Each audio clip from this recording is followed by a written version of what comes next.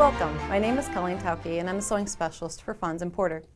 In this tutorial we will talk about putting together blocks for the quilt called On Safari. For the pattern for this quilt, to purchase or download, please visit our website. We're going to be working with 10-inch squares of the wonderful animal print fabrics you see in the quilt, and we're going to pair them with a chocolate brown. They are different sculptures and designs, but they're all that chocolate brown that kind of gives our an eye place to rest. So to begin working with Plush, you will find that it will lint. Every cut edge will leave a little bit of lint behind. So using a simple brush like this, we can pick up all that lint that possibly could end up either on us or in our workspace, but it helps keep things a little neat and tidy, so keep one of these handy, okay? Now, Plush then is a woven base, and in one direction will stretch, the other a little less stretch. And as quilters, we're used to working with fabric that doesn't stretch. So let's see if we can do something about the stretch. We're going to have you cut 1-inch strips of a non-woven, fusible, lightweight interfacing that you can find in most fabric stores. So in the back you'll feel the beads of the iron-on fusible material.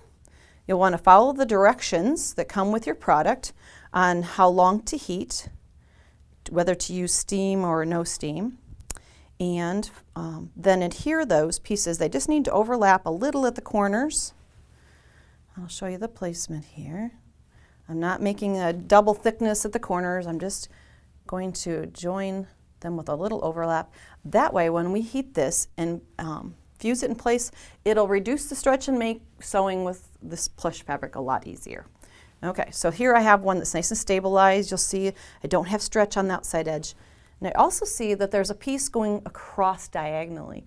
If you've done triangle squares before, this is the same method, but you'll see that we are going to be using 1/2-inch seam allowances, not 1/4-inch seam allowances. So that means that this center strip needs to be a little wider to accommodate our seam allowances. So what we're doing is adding that piece, and then we're going to be marking. We're going to use a simple ruler like this, and just like you do on normal triangle squares, we're going to actually mark the center line. It makes it easier for us to remember where our cutting line is going to be, and then you're going to work 1/2 inch on either side of that. So then go in, make sure you've got 1/2 inch marked, and I'm using a chalk liner, which is a great tool for this because it just walks along and leaves me a nice cutting line, or a stitching line, I'm sorry. And I'll make it nice and dark so you can see. Then we're going to go 1/2 inch on the other side of that corner to corner line we had.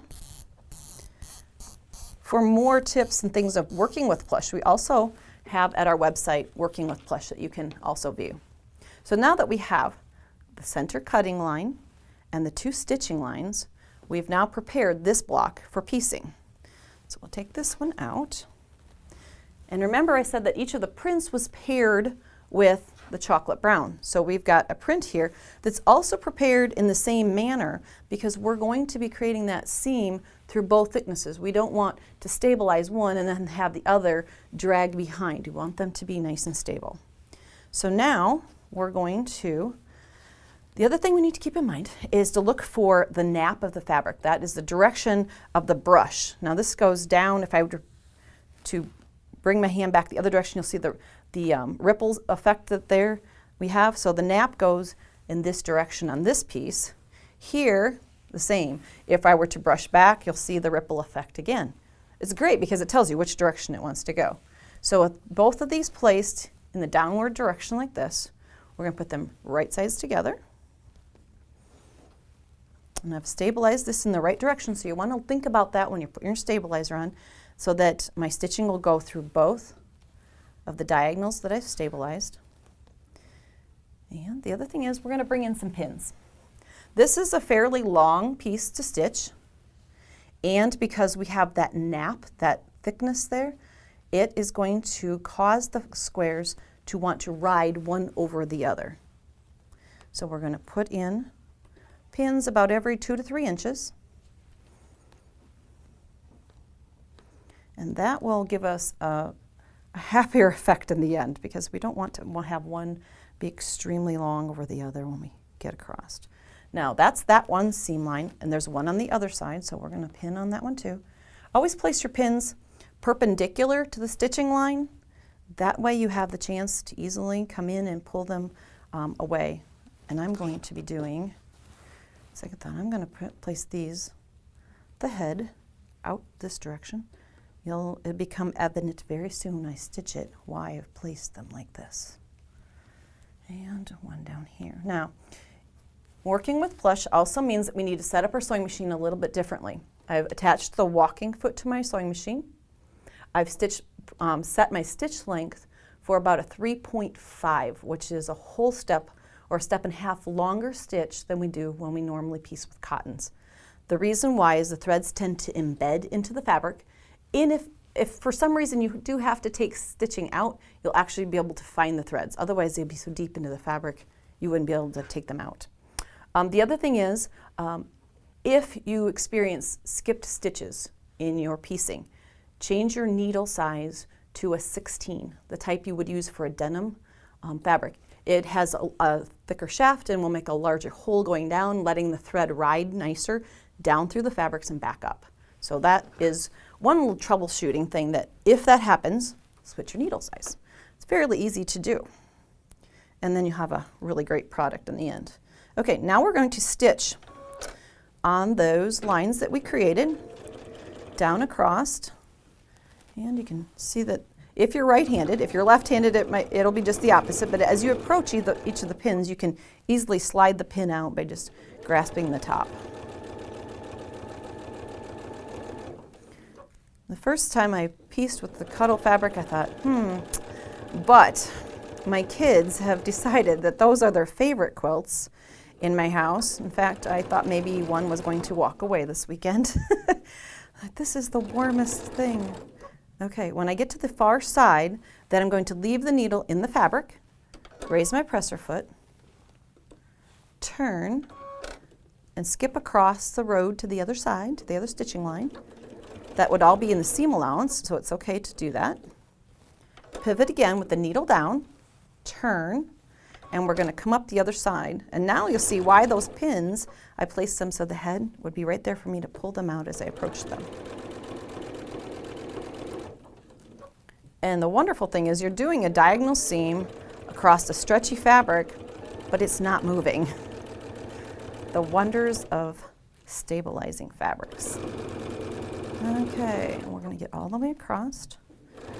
And then if you've done triangle squares in the past, you'll see, notice that it's the same method you've done before. But now we've done it with a completely different kind of fabric. Okay. We've stitched down through, and you can see how thick that fabric is. The stitches wanted to embed themselves already. Now we need to cut across that, and you can use a rotary cutter, you can use the scissors. It doesn't matter, whichever you have handy. You could go through and stitch all of your blocks and then put them all on the cutting mat and do them all at once. Kind of an assembly line. Now I'm going to cut on that diagonal, corner to corner, all the way across. And remember I told you to hold that, keep that lint roller nearby. Here's where you're going to want to use it. As you come in here, these cut edges may put out some lint depending on your finished fabric, and you can see it's picking up quite a bit as I open this up. And that would probably be on the sewing room floor otherwise. So we can pick up all that lint, keep it neat and tidy, and now we have created 2 triangle squares of that print combination with the brown. Now you're going to want to take this over to the ironing surface, and you're going to use a warm iron, but you're not going to put all the pressure on it. You don't want to totally collapse the fabric. You just want to heat it so that that seam allowance will fall open. And snip through there. And we're going to press our seam allowances open. We're used to pressing them to one side, but because of the bulk, if we were to leave them all to one side, we would create a really thick product. So seam allowances, they just want to lay right open for us. Again, lint roller is great to keep things from being fuzzy.